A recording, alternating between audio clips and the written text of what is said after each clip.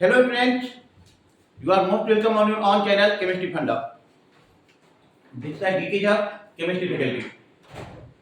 बच्चों आज हमारा ये जो लेक्चर है ये मोल कॉन्सेप्ट के कंसंट्रेशन टर्म से रिलेटेड है। हमारा पूरा फोकस रहेगा IIT JEE 2025 एग्जामिनेशन के मेंस पे और एडवांस पे। तो जिस बच्चों ने इस बार ड्रॉप किया है, जिनका किसी कारण से सिलेक्शन इस बार नहीं हो पाया, और जो बच्चे अभी 11-12 में हैं, जो IIT की सीरियसली प्रिपरेशन करना चाहते हैं, उनके लिए बेस्ट प्लेटफॉर्म है, जहां पे आपको थ्योरी भी मिल जाएगा, जहां पे आपको न्यूमेरिकल भी मिल जाएगा, जहां पे आपको प्रीवियस ईयर भी मिल जाएगा, जहां से आपको डीपीपी भी मिल जाएगा। तो यहां से आप कर सकते हैं। आप चैनल को सब्सक्राइब कर लीजिए, लाइक कर लीजिए, शेयर कर लीजिए, और यदि आप हमारे रेगुलर ऑनलाइन लाइव क्लासेस से जुड़ना चाहते हैं तो आप हमारे कॉन्टैक्ट नंबर 9355633611 पे कॉल करके एडमिशन के लिए जानकारी ले सकते हैं। Thank you. तो चलो अब हम शुरू करते हैं। मोल कॉन्सेप्ट में हमारा टर्म है आज का कंसंट्रेशन। बेटा ये जो टर्म कंसंट्रेशन आप देख रहे हो, इसमें क्या आता है कि सॉल्वेंट लो और इसमें आप सॉल्यूट को मिक्स कर दो। सॉल्वेंट में सॉल्यूट को मिक्स करेंगे तो ये हमारा बन जाएगा कंसंट्रेशन। कंसंट्रेशन को कई तरीके से एक्सप्रेस किया जाता है। Molarity, mole fraction, percentage by mass, percentage by volume, parts पर मिलियन, पार्ट्स पर बिलियन, किसी भी तरीके से हम एक्सप्रेस कर सकते हैं। तो ये सॉल्वेंट है और सॉल्यूट है, मिलकर के क्या बन गया? सॉल्यूशन। चलो यहाँ पे कुछ गेम देखो। गेम ये है कि जो लार्ज अमाउंट में अवेलेबल है वो उसको हम सॉल्वेंट लेंगे, और जो स्मॉलर अमाउंट में है वो क्या हो जाएगा? सॉल्यूट हो जाएगा। तो सॉल्वेंट को आप ले लो कि जो कि लार्ज अमाउंट में है, लार्ज है, और सॉल्यूट क्या हो जाएगा? जो स्मॉल अमाउंट में है, स्मॉल अमाउंट में है। इसका कुछ मतलब एग्जांपल देखो कि जैसे हम अमाउंट की बात करें, अच्छा सॉल्वेंट को आप ट्रीट कर लो 1 और सॉल्वेंट को सॉल्यूट को मान लो 2। तो यदि हमने अमाउंट लिया और सॉल्वेंट लिया कि W1 ग्राम है और सॉल्यूट हमारा W2 ग्राम है, तो सॉल्यूशन जो है ये हमारा हो जाएगा W1 प्लस W2 ग्राम। W1 प्लस W2 ग्राम। ओके, यदि हम मोलर मास को देखें, मोलर मास,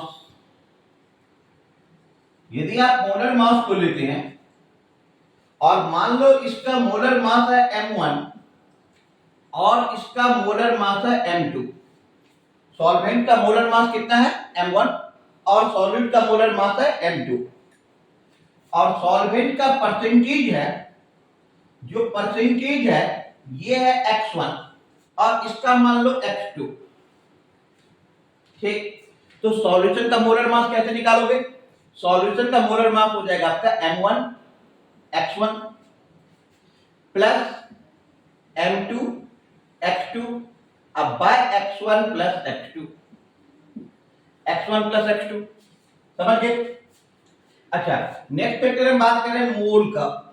यदि मोल मान लो इसका N1 है सॉल्वेंट का और सॉल्यूट का मोल N2 है, तो सॉल्यूशन का मोल हो जाएगा N1 plus N2, N1 plus N2। यदि आप डेंसिटी की बात करते हैं तो मान लो यदि इसका डेंसिटी D1 है, इसका डेंसिटी D2 है, तो इसका डेंसिटी D आ जाएगा, और वो D डिपेंड करेगा, मैं आगे बताऊंगा। इसका डेंसिटी आ जाएगा D आ जाएगा। यदि आप वॉल्यूम की बात करना चाह रहे हो, सपोज कर लो कि आपके पास सॉल्वेंट का वॉल्यूम है V1 और सॉल्यूट का वॉल्यूम है V2, तो सॉल्यूशन का वॉल्यूम हो जाएगा बेटा V1 plus V2, V1 plus V2। लिख लो आप, सॉल्यूशन का वॉल्यूम हो जाएगा V1 प्लस V2।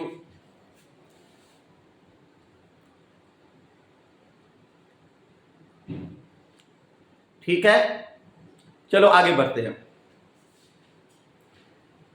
अब हम बात कर रहे हैं कंसंट्रेशन टर्म में। सबसे पहले परसेंटेज W/W, परसेंटेज W/W दिखाई दे रहा है? हाँ, परसेंटेज W/W,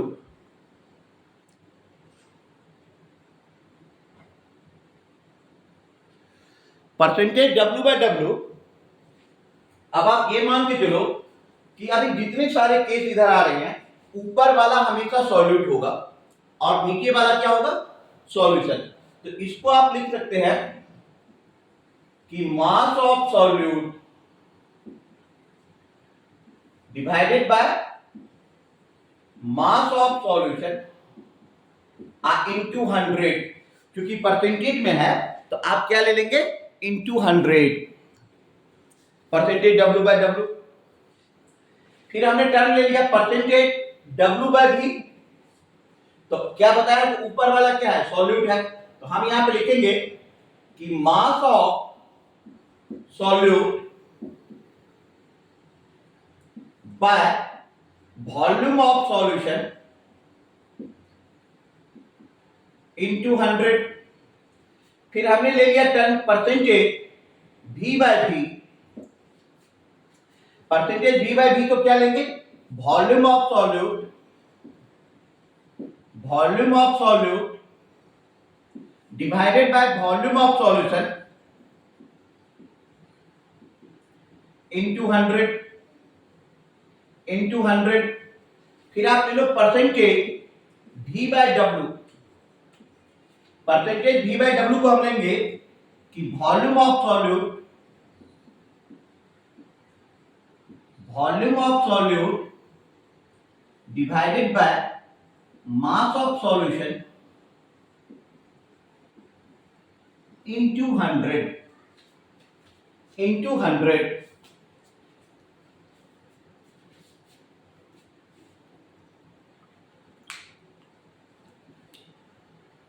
ठीक है, तो ये हमारा हो गया कंसंट्रेशन का टर्म।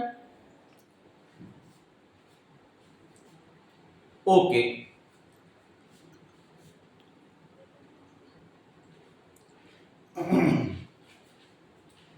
ठीक है बच्चों, अब हम नेक्स्ट टर्म ले रहे हैं। नेक्स्ट टर्म है हमारे पास molarity.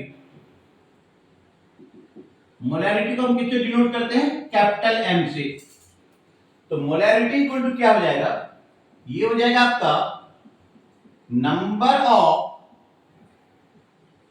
Moles of solute, number of moles of solute divided by volume of solution in litre.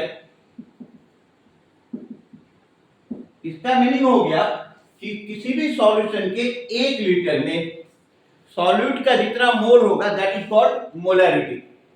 वो क्या कहलाएगा बेटा? मोलैरिटी। अच्छा, नंबर ऑफ मोल कैसे निकालते हैं ये आप पीछे वाले लेक्चर से देख लेंगे, क्योंकि मोल कॉन्सेप्ट में ऑलरेडी मैंने 4 लेक्चर दे चुका हूं। ठीक है, जो 4 लेक्चर में मैं आपको मोल बता चुका हूं, स्टोइकियोमेट्री बता चुका हूं, limiting and excessive reagent, oxidation number निकालना, इक्विवेलेंट मास निकालना, एन फैक्टर, ये सारा ऑलरेडी डिस्कस हो चुका है। आप प्लेलिस्ट में जाकर के देख सकते हो। सेकेंड टर्म है हमारे पास मोलैरिटी। तो बेटा मोलैरिटी कैसे निकालोगे? मोलैरिटी क्या होता है? Small m। अच्छा, सॉल्यूशन के रिस्पेक्ट में सॉल्यूट का जो मोल होगा वो क्या कहलाएगा? मोलैरिटी। लेकिन सॉल्वेंट के रिस्पेक्ट में, सॉल्वेंट के पर केजी में जो सॉल्यूट का मोल होगा दैट इज कॉल्ड मोलैरिटी। तो मोलैरिटी हो गया आपका number of moles of solute, number of moles of solute by mass of solvent in KG. Solvent का मास किस में ले लेंगे? केजी में। तो मोलैरिटी जहां पे सॉल्यूशन का सॉल्यूट के साथ रिलेशन को बता रहा था, मोलैरिटी आपको सॉल्वेंट का सॉल्यूट के साथ रिलेशन को बता रहा है। नेक्स्ट टर्म हम ले लेते हैं नॉर्मेलिटी। तो हमने ले लिया नॉर्मेलिटी। नॉर्मेलिटी नॉर्मेलिटी क्या हो जाएगा? Number of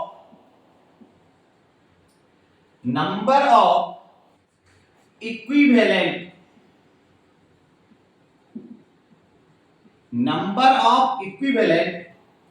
of solute divided by volume of solution in litre. किसमें लेना है? लीटर में लेना है, इन लीटर। तो यहां पे हम क्या देख रहे हैं कि सॉल्यूट अब plus solvent, solute plus solvent मिलकर के क्या बना हुआ है? सॉल्यूशन। तो मोलैरिटी जो है वो सॉल्यूट का सॉल्यूशन के साथ रिलेशन है मोलैरिटी। नॉर्मेलिटी सॉल्यूट के सॉल्यूशन के साथ रिलेशन है नॉर्मेलिटी, और सॉल्यूट का सॉल्वेंट के साथ रिलेशन है मोलैरिटी। अच्छा, नॉर्मेलिटी में नंबर ऑफ इक्विवेलेंट निकालना हमने पहले ही बता चुका हूं, फिर भी यदि तुम भूल गए हो तो चलो मैं यहां पे देखता हूं कि नंबर ऑफ इक्विवेलेंट, जो आप नंबर ऑफ इक्विवेलेंट लेंगे वो नंबर ऑफ इक्विवेलेंट कितना हो जाएगा? Given mass by equivalent mass. अब बेटा तुम पूछोगे सर इक्विवेलेंट मास कैसे निकालें? तो एटम के केस में जो इक्विवेलेंट मास होता है वो होता है atomic mass by valency. But whenever you are talking about molecule, तो मॉलिक्यूल के केस में जो इक्विवेलेंट मास होगा that will be equal to molecular mass by n factor. अब n फैक्टर एसिड के लिए क्या होता है? Number of replaceable H+ ion. Base के लिए क्या होता है? Number of replaceable OH- ion. Salt के लिए क्या होता है? चार्ज इधर प्रेजेंट ऑन कैटायन और ऑन एनायन। ऑक्सीडाइजिंग एजेंट और रिड्यूसिंग एजेंट दोनों ही रेडॉक्स का कंडीशन है, उसमें n फैक्टर क्या हो जाएगा? Change in oxidation number. तुम पूछोगे हम कैसे निकाले? तो तुम लेक्चर नंबर 3, 4 देखो, पीछे के चारों लेक्चर देखो, तुम्हें ऑलरेडी निकाला हुआ है, A to Z करा हुआ है वहां पे। ठीक है, तो नंबर ऑफ इक्विवेलेंट निकल गया आपका।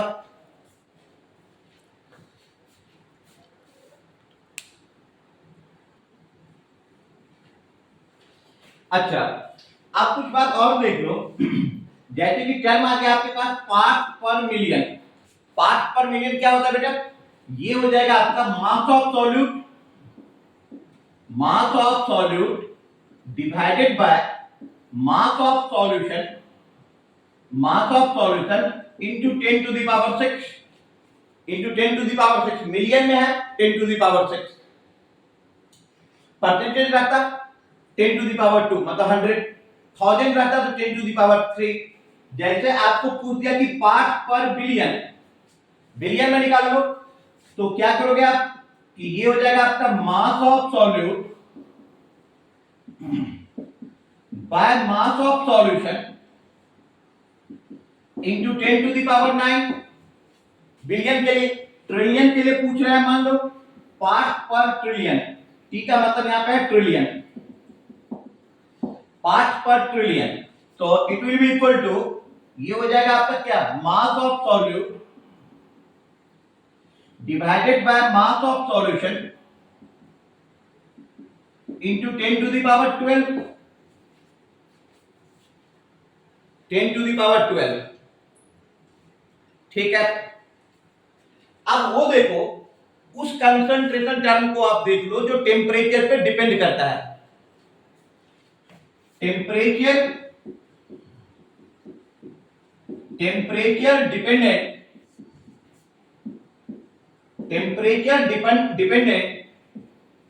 Concentration term.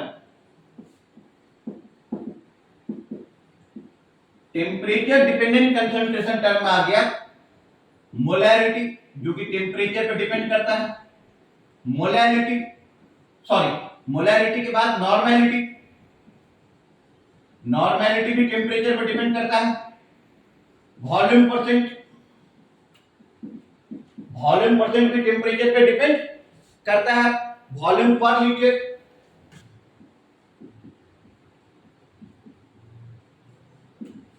ये भी टेम्परेचर पे डिपेंड करता है। तो ये सारे टेम्परेचर डिपेंडेंट टर्म हैं। अच्छा, ये सारे टेम्परेचर डिपेंडेंट टर्म हो गए। अब हम देख रहे हैं कि मान लो हमें टेम्परेचर इंडिपेंडेंट टर्म लेना है। टेम्परेचर इंडिपेंडेंट टर्म अलग कलर से लिख लो, जो कि तुम्हें टेम्परेचर इंडिपेंडेंट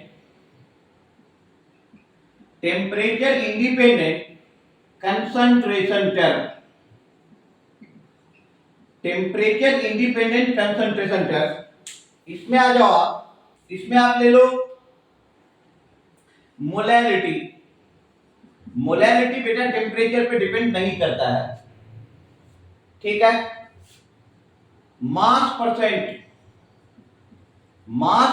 भी टेम्परेचर पे डिपेंड नहीं करता है। मोल फ्रैक्शन भी आपका टेम्परेचर पे डिपेंड नहीं करता है। ये सारे टर्म हो गए टेम्परेचर इंडिपेंडेंट, जिसको टेम्परेचर से कोई लेना देना नहीं है, ठीक है। अब आप यहां पे देखिए कि मान लो सिचुएशन कुछ ऐसा है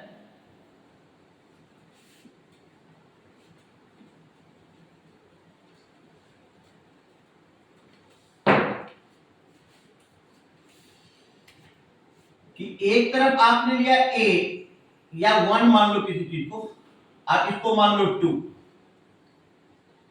इसकी मोलैरिटी है M1, वॉल्यूम है V1, मोलैरिटी है M2, वॉल्यूम है V2, वॉल्यूम कितना है V2।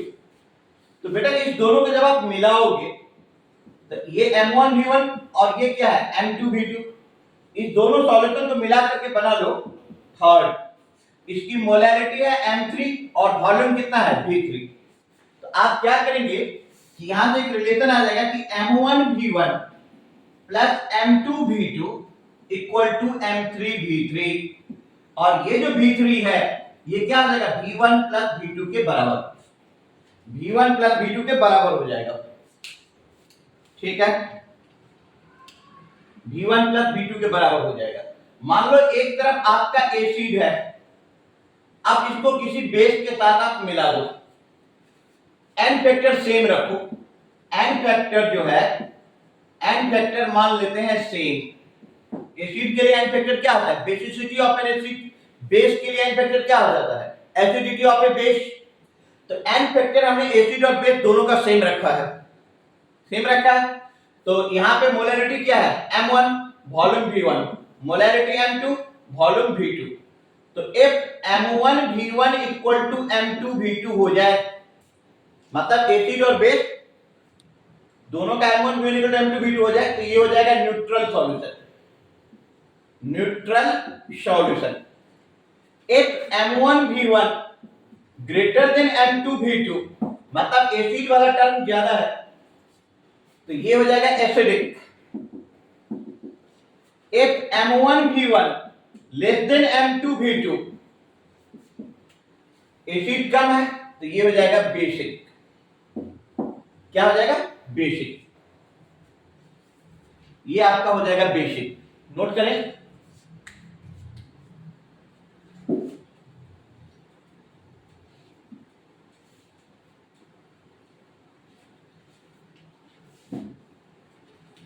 मान लो अब हमने ले लिया फिर से एसिड और ये बेस, इसका नॉर्मेलिटी N1 है। जब आप IIT JEE के एग्जाम दोगे तो नॉर्मेलिटी को तो धड़ल्ले यूज करना पड़ेगा। तो नॉर्मेलिटी N1 है volume V1, normality N2 volume V2। If N1 V1 equal to N2 V2, तो ये हो गया न्यूट्रल। क्या हो जाएगा neutral. If N1 V1 greater than N2 V2, acidic. If N1 V1 less then N2 V2, basic. ये हो जाएगा बेसिक। Note down.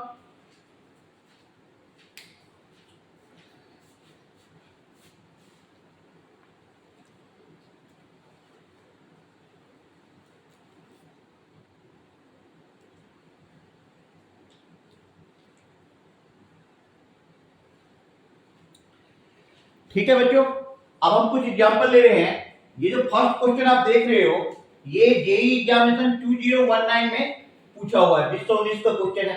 क्वेश्चन क्या कर रहा है जरा ध्यान से देखेंगे। What would be the molarity, molality निकालना है of 20% mass by mass, 20% mass by mass equal solution of Ki। अच्छा, molar mass of Ki given है 166 और चार ऑप्शन दे रखा है, ए है 1.51, बी है 1.08, सी है 1.48 एंड डी है 1.35। चलो हमें निकालना है। तो सबसे पहले आप इस क्वेश्चन को प्रिपरेशन कैसे करोगे कि 20% है मास बाय मास, 20% का मतलब हो गया 20/100। अच्छा, अभी जब मैंने आप लोगों को बताया था तो ऊपर वाला क्या था, क्या बोला था मैंने आप लोगों को कि ऊपर वाला सॉल्यूट है और नीचे वाला क्या है, सॉल्यूशन। नीचे वाला है आपका सॉल्यूशन। तो सॉल्यूट का मास कितना हो गया 20 ग्राम, सॉल्यूशन का मास कितना हो गया 100 ग्राम। ओके, अब आप मोल निकाल लो। तो moles of Ki it will be equal to given mass तो 20 बाय मोलर मास। देखो Ki का मोलर मास कितना है 166, तो 166। ओके 166। अब मैं इधर लिख लेता हूं 166। अच्छा, हमें निकालना है मोलैलिटी। तो molality m equal to number of moles of solute, तो 20 बाय 166 प्रेजेंट इन पर किलोग्राम ऑफ सॉल्वेंट। अच्छा, यहां से सॉल्वेंट का मास निकाल लो। तो mass of solvent equal to mass of solvent equal to mass of solution जो कि 100 ग्राम है माइनस मास ऑफ सॉल्यूट जो कि 20 ग्राम है, it will be equal to 80 gram. 80 gram. तो मोलैलिटी इक्वल टू हो जाएगा 20 बाय 166 डिवाइडेड बाय 80 अब बाय 1000, 80 बाय 1000। अब इसको कैलकुलेट कर लो। तो 20 बाय 166, 20 बाय 166 इंटू 1000 अब बाय 80। अब इसको कैलकुलेट करो। कैलकुलेट करके आ रहा है ये 1.51, 1.51। तो आंसर क्या हो जाएगा, ए हो जाएगा। आंसर हो जाएगा बेटा ए आपका, नोट कर लीजिए।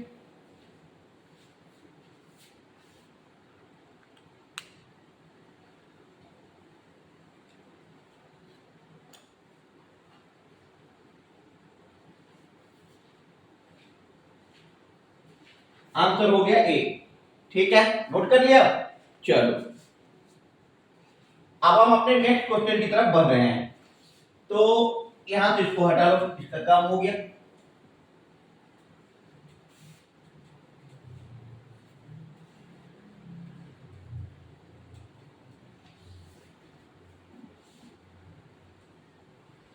अब हमारे पास जो सेकंड क्वेश्चन है ये बता रहा है कि the mole fraction of a solvent in aqueous solution is 0.8। Solvent का मोल फ्रैक्शन कितना है 0.8 है। ये क्वेश्चन भी जेई 2019 का ही है। तो सॉल्वेंट का मोल फ्रैक्शन है 0.8। Find the molality of the solution, solution का मोलैलिटी निकालना है। तो इसको बेटा देख लो कि मोल फ्रैक्शन जो है ये सॉल्वेंट का है 0.8, इसका मतलब हो गया 0.8 बाय 0.1, सॉरी 0.8 बाय 1। तो इसका मतलब हो गया कि मोल ऑफ सॉल्वेंट ये हो गया आपका 0.8। तो मोल्स ऑफ सॉल्यूट ये हो जाएगा 1 माइनस 0.8 तो 0.2, 0.2। अब आप यहां पे देखो कि mole of solvent equal to 0.8 equal to the given mass. तो मास सॉल्वेंट कौन है वाटर, तो mass of water upon molar mass 18, इसको मल्टीप्लाई कर दो तो मास ऑफ H2O तो ये हो जाएगा आपका 14.4 ग्राम, 14.4 ग्राम। अच्छा, अब आ जाओ आप H2O का मास निकल गया। इधर सॉल्यूट का जो मोल है, मोल्स ऑफ सॉल्यूट ये कितना गिवन है बेटा 0.2। तो molality equal to number of moles of solute तो 0.2 अब by mass of solvent in KG. तो मास ऑफ सॉल्वेंट कितना है 14.4। तो बेटा 14.4 आज डिवाइडेड बाय 1000, इसको कैलकुलेट करो।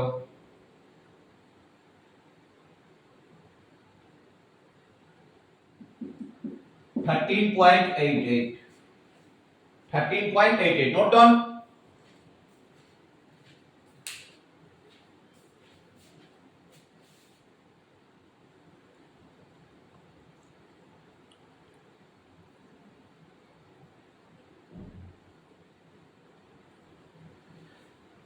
ठीक है बच्चों, अब हम अपने नेक्स्ट क्वेश्चन की तरफ है। ये क्वेश्चन भी जेई 2019 का है। तो अभी ये तीसरा क्वेश्चन देख रहे हो जो इस चैप्टर से इस टॉपिक से, कंसंट्रेशन टॉपिक से बोल कॉन्सेप्ट का ये थर्ड क्वेश्चन है जो आप देख रहे हो। ठीक है, यदि अभी तक भी आपने चैनल को सब्सक्राइब नहीं करा है, don't forget to subscribe our channel for the benefit of yourself to crack IIT examination in 2025। Okay, welcome back. आखिर आईआईटी चाहता क्या है यार? आखिर आईआईटी चाहता क्या है? देखो, आखिर आईआईटी क्या चाहता है कि क्वेश्चन है आपके पास कि 8 ग्राम ऑफ NaOH, NaOH का कितना ग्राम है? 8 ग्राम। 8 gram of NaOH is dissolved in 18 gram of water. तो NaOH का मास हो गया 8 ग्राम, वाटर का मास हो गया 18 ग्राम। Calculate the mole fraction of NaOH in solution and molality of the solution. Option ये चार दे रखा है। ए है 0.167 मोल फ्रैक्शन और मोलैलिटी फिर पॉइंट, ये है चार ऑप्शन दिया हुआ है। चलो निकालते हैं। तो सबसे पहले आप क्या देख रहे हैं कि जो NaOH है इसका मास कितना है? 8 ग्राम है। तो मोल निकाल दो। तो 8 बाय NaOH का मोलर मास कितना? 40। तो 1/5 कितना हो गया? 0.2। ये हो गया 0.2 मोल। कितना मोल हो गया? 0.2 मोल। तो NaOH हो गया आपका 0.2 मोल। अब चलो वाटर की बात करते हैं। वाटर तो जानते हो ना? हाँ, कितना ग्राम है? 18 ग्राम। ले लो 18 ग्राम। Now calculate the moles of water. तो 18 डिवाइडेड बाय 18 कैंसिल होकर ये कितना आ गया? 1 मोल। ये वाटर का आ गया मोल। अब हमें निकालना है मोल fraction of NaOH in solution. तो मोल फ्रैक्शन ऑफ NaOH जो निकालोगे, इसमें क्या निकालोगे कि मोल्स ऑफ NaOH अब बाय मोल्स ऑफ NaOH अब plus moles of water, moles of water. ठीक है बेटा। तो अब ये मोल ऑफ NaOH कितना है? 0.2 बाय NaOH का मोल 0.2 प्लस वाटर का मोल 1। तो 0.2 बाय 1.2 इसको कैंसिल कर दो, कैंसिल हो गया। अब इसको काट दो, ये आ गया 1/6, कैंसिल कर दो तो 1/6 हो गया 0.167। अब 0.167 तो ए और बी दोनों ऑप्शन में है मोल फ्रैक्शन का। तो चलो अब हमें इसका मतलब मोलैलिटी निकालना है, वैसे भी निकालना ही था। तो मोलैलिटी जो निकालोगे तो मोलैलिटी ऑफ NaOH ये क्या हो जाएगा? Moles of NaOH। तो NaOH का मोल कितना है? 0.2 divided by mass of solvent in kg। तो वाटर का मास कितना है? 18 ग्राम। तो 18 आर डिवाइडेड बाय 1000। 18 और डिवाइडेड बाय 1000 कैलकुलेट कर दो बेटा।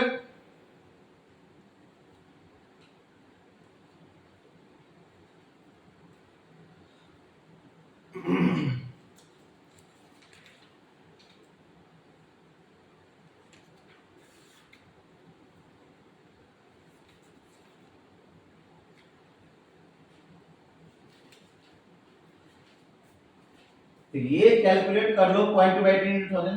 तो 2000 बाय 18 सॉरी 200 बाय 18। तो ये हो गया 0.2 into 1000 बाय 18।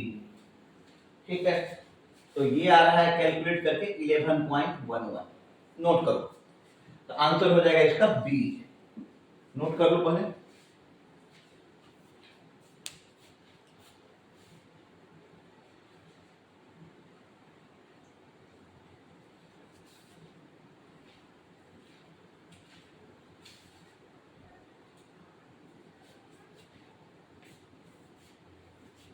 ठीक है, चलो फिर हम अब तो आपको क्या करना है कि पीछे से जो चार लेक्चर वो भी देखना, फिर ये देखना, आगे कंटिन्यूएशन में जारी रहेगा। Thank you for your nice cooperation. Sorry for disturbance. Classes will be continued according to schedule. Okay, bye, bye bye. Go and enjoy.